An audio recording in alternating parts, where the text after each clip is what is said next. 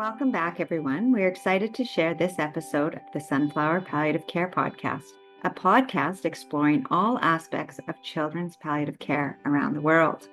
The Sunflower Podcast brings curiosity, humor, and reflection to the world of palliative care. We're exploring the joys and the challenges of working in this incredible field. Whether you're a nurse, counselor, pharmacist, doctor, or another healthcare provider, or just someone who's interested in learning more about children's palliative care, then this is the podcast for you. I'm a guest host today. My name is Camara van Breemen, and I'm a nurse practitioner at Canuck Place Children's Hospice and with Two Worlds Cancer Collaboration. Today, I'm joined by Vineela. Now, I'm only saying her first name because in India, and actually across the world, Vineela is known for her incredible capacity to bring people together, to organize conferences, to do the day in and day out work of pediatric palliative care. And I want her to introduce herself and tell us a little bit about her role. My name is Vineela Rapelli. So I have been working and associated with palliative care for more than 17 and a half years now. And currently, I'm working as a Chief Program Officer at Pain Relief and Palliative Care Society, Hyderabad, and also work part-time for Two Worlds Cancer Collaboration. And we've known each other. We were just talking about this since about 2018. Yes, I think that's when one of our, Dr. Spandana Raila, she was our second pediatrician who has done her 1-year clinical fellowship in pediatric palliative care with us after Dr. Jagdishwar Reddy in 2011. And I think that was the first time I met you when you were in Hyderabad as one of the external examiners to conduct the exam for her. I remember that. And it was my first time to India, and I was just so amazed by so many things. I mean, first of all, India is so different than Canada. The culture, the history here, so many things. And then also the need, the number of people, and both adult and pediatrics that need palliative care. And you've been working in this a long time. I wonder if you can share a little bit about your experience. What drew you to work for this organization? So maybe to start with my story, I don't know where do I start. I think it's way back in 2008, early 2008, I joined palliative care, working with my head, Dr. Gayatri Palat. And that was the time when we actually moved from my hometown to Hyderabad, looking for some job opportunity. I didn't have a lot of education back then. I couldn't study because of various family constraints. And then to support my family, I was actually looking for some job. And then that is when I came to know that there is a data entry operator and a translator required for Dr. Gayatri in palliative care department. So I thought maybe let me try. And then through Dr. Priya Kumari, who was one of the founder members of Pain Relief and Palliative Care Society, she knew me like through one of the common friends, and she took me to Dr. Gayatri for interview. And I should say that I not say like I was surprised that I was interviewed in Dr. Gayatri's house. And then Dr. Gayatri, when she looked at my resume back then, she said, "So you could speak Telugu, Hindi, and English? Oh, that's surprising. Let me take you." Wow. And that is how I got into palliative care. But I didn't know a word about what palliative care is. And when I joined there, I used to see signages in the Department of Palliative Care in MNJ because that is where actually my career started. And then it's always around palliative care, end of life care, morphine. So I was like, that's not a typical hospital because all my childhood, I think until then I haven't heard the term palliative care. I thought I asked like Dr. Gayatri what palliative care is then and what morphine is. I knew nothing. She said, "This is your first and second day. Just try to observe and you'll learn if you're interested so many things." And that is how I started my journey in 2008 with her. I mean, it's scary, right? When people start to talk about these things, you haven't heard about it. How am I going to be in this? Were you feeling the nervousness when you joined? Actually, To be frank, when I joined, one thing which I was scared was I used to see children with cancer, and all my life I haven't seen until then any cancer patient. And that was the first time when I saw children with cancer. So then I thought, oh, so cancer can hit children as well. So it's not just adults. So that time, though I had two kids then by the time I joined here, and every time I used to see a child suffering or child having some kind of symptoms and pain and going to some ward rounds with Dr. Gayatri, like always children used to complain of pain, any type of pain, whether it's cancer pain, procedure pain, or anything. And then I used to always take a step back and then think about it. And when I used to go home after my work, like when children grow up and they say, I have headache today, I have stomach ache today, I have my leg pain today. So all of a sudden, I used to feel like, oh, is this cancer? Does my child have cancer? Why is he having pain? So always, I don't know, I always used to connect whenever my children used to complain of any kind of pain. I always used to You my children. would worry. I would worry, and I used to feel so scared and worried all the time. Like, why are my children complaining of pain? I knew that stomach ache, headache, or leg ache are so common for children when they play, go to school, do lot of homeworks. But still, when I started working here, I always used to think, oh, is it cancer pain? Are my children having cancer, which I'm not knowing? Because until then, I didn't know that cancer cannot be even diagnosed at an early stage. So that used to scare me a lot. Yeah, I think that's common. I think when we work with children with serious illness, we do worry more about our children, but that obviously softened a little, and you were able to see your children grow and remind yourself that they were healthy. What did you notice about the care that the children you saw Dr. Gayatri treating? What was some of the early signs of why you wanted to stay, I guess? So initially, I think again, this is an opportunity, I should say. So one day, Dr. Gayatri was trying to assess pain in a child, and it was actually at the bedside. The child was not so because then Dr. Gayatri cannot speak in the local language, Telugu. I used to translate whatever she asks me to the child in our local language. And then always like, do you have pain? What do you like? So what is that one thing's worrying you? What is that you don't want? All these kinds of things she used to ask me in English, and then I used to translate that in Telugu. This happened once, and then I think after that conversation, even I liked it for somewhere. I don't know, knowingly or unknowingly, I thought that I was able to connect with children rather than adults. I don't know why. And then when I went back, Dr. Gayatri said, there is something in you where you were easily able to connect to children. So I think maybe whenever I am seeing patients, I am going to call you. So this is what she said. And after that, I started liking my profession day by day, day by day, day by day. And till today, I never looked back.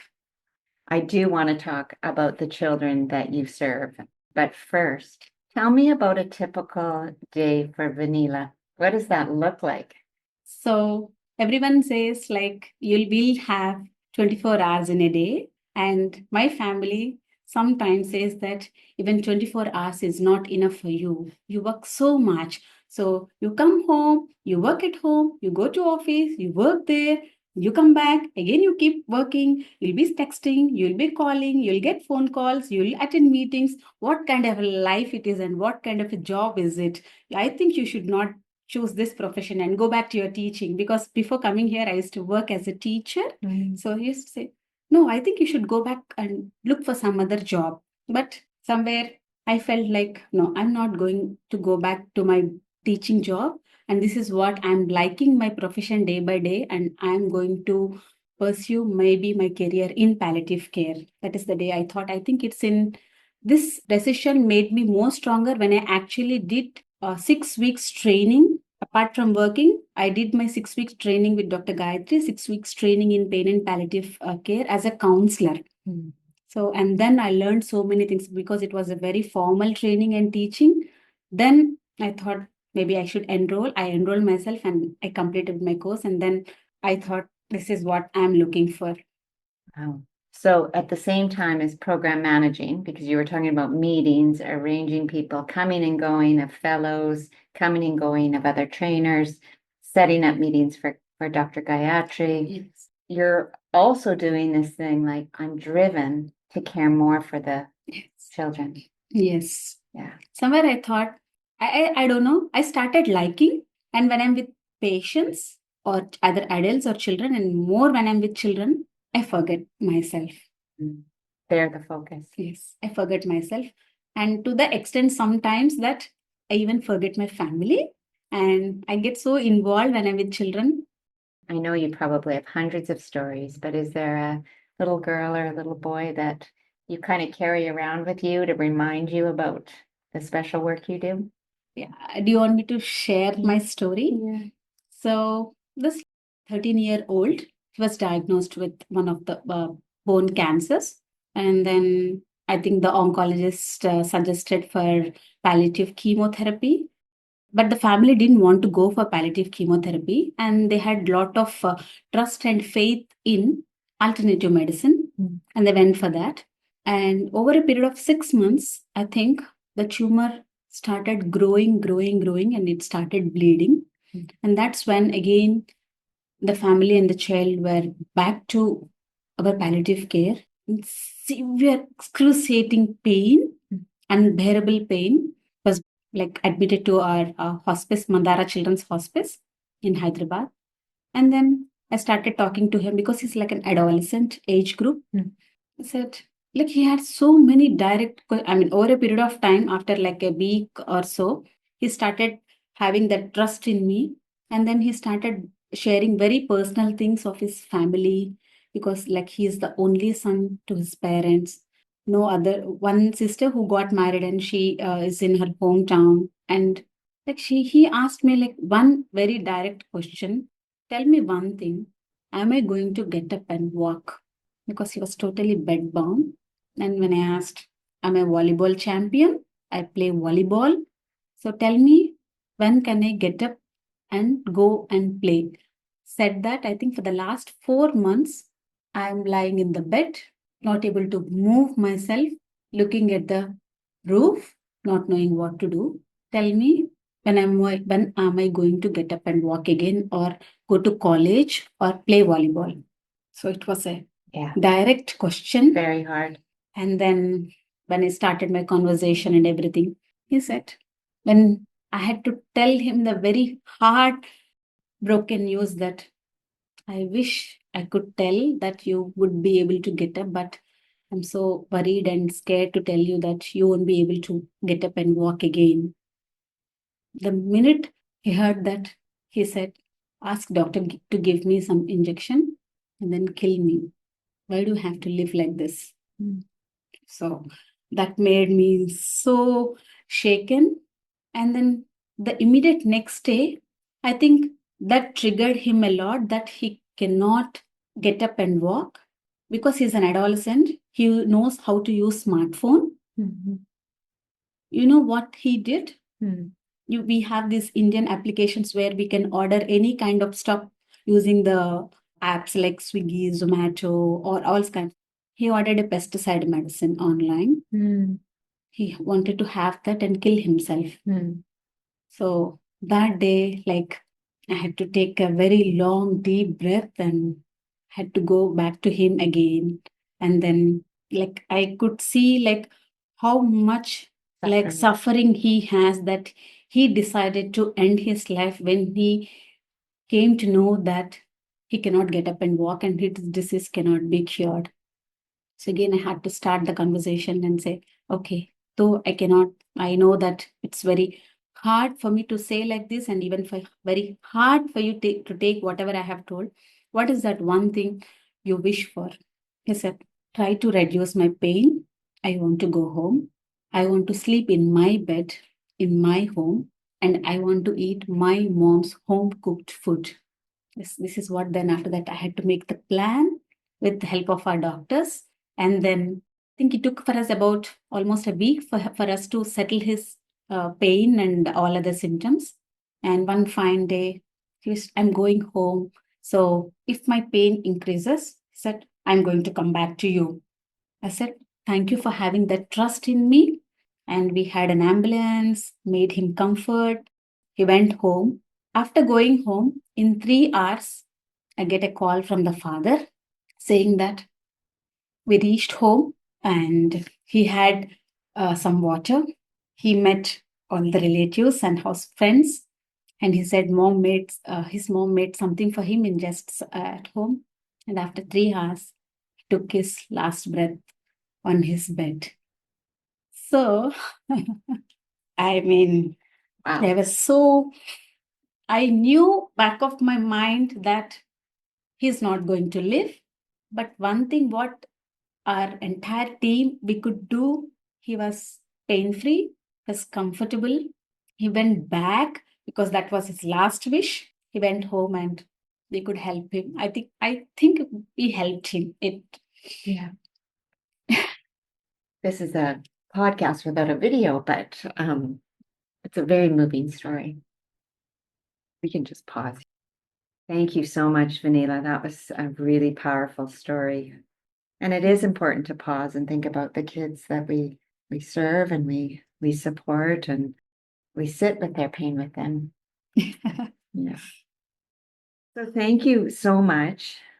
We've talked about your program coordination role, your support for Two Worlds. We haven't talked that much about that, but could you just share a little bit about how Two Worlds and the organization here, how they've worked together? So I think I should say that, all our presence, the entire palliative care program in Telangana today, it all started with the support of Two Worlds Cancer Collaboration.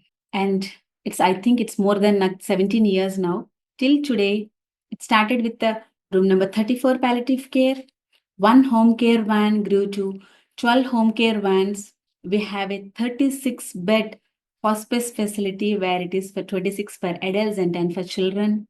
And then we have a dedicated comprehensive pediatric palliative care program for children with cancer in a government cancer tertiary public hospital. And we have pediatric palliative care program for children with many other life-limiting and life-threatening diseases in a Nilofer Government Children's Hospital. So every program, and also not just in Hyderabad, I should say that today entire state of Telangana has 33 palliative care centers, each palliative care center in one district, replicating the same model.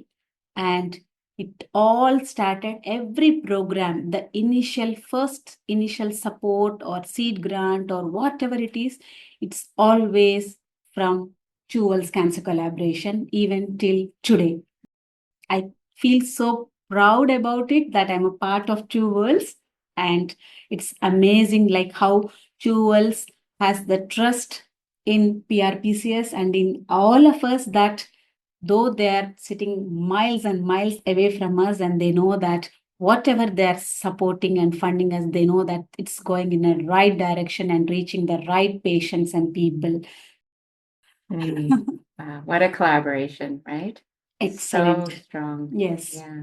And so you help coordinate work between us. How does that work exactly? I mean, I know you have 1,000 roles, but do you do coordination, program development? Can you describe in a simple way that? So I'm mostly into administration, where I keep track of day-to-day activities of all the activities of PRPCS Hyderabad. Apart from this, we do a lot of training and advocacy. Like we have like fellowship programs, both clinical and hybrid models, and we do a lot of 1 month certificate courses for doctors, nurses. And today, PRPCS has grown, like it's training many doctors and nurses across the world, and it's all with the collaboration of Two Worlds Cancer Collaboration and Pain Relief and Palliative Care Society. So whatever we do today in terms of academic purposes, academic educational activities, it's all together. Yeah. Yes. And so you track all the data, you give government agencies and other charitable organizations that support you. You have to give them reports, you have to show the work. Yeah. Yes. So that's You a are big part of your big job. part. We Yeah. some ask every month, report every month, some ask every quarter, some ask once in 6 months, and few ask once a year. But we are there throughout, and I try to bring everything together and do a lot of coordination between many organizations and to us as well.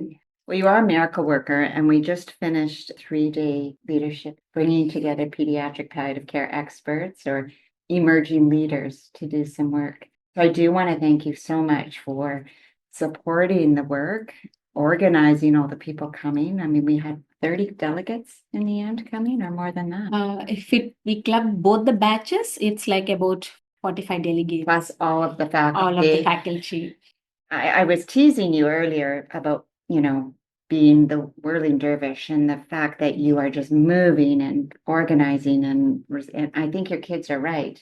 I mean, I know they're proud of you and I don't think they want you to leave your job anymore. Yes. I met them and they're young adults that appreciate their mom, I think. But my goodness, you really are, and this, I say this, but actually hundreds of people across the world that come and see your work know that Vineela is the center. So I really want to appreciate you and thank you from Two Worlds, your Thank you work so much. and your dedication.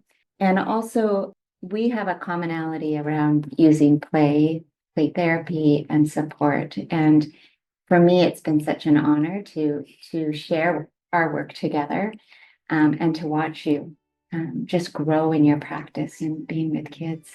So thank you for the story today. Thank you so much for giving me this opportunity to share my story. It's like, I think no one asked me till date. I think we could do part 1, 2, 3, and 4 with Vineela. So I will be back and we will have an opportunity to talk again. Yes, definitely. I would love to. Thank you so much. Thank you for listening to this episode of Sunflower Palliative Care Podcast. And we look forward to sharing more future episodes with you. The Sunflower Children's Network is an initiative of Two Worlds Cancer Collaboration focusing on children's palliative care. We hope to build a world where no child suffers from serious health-related illness. To learn more or to donate, please visit twoworldscancer.ca.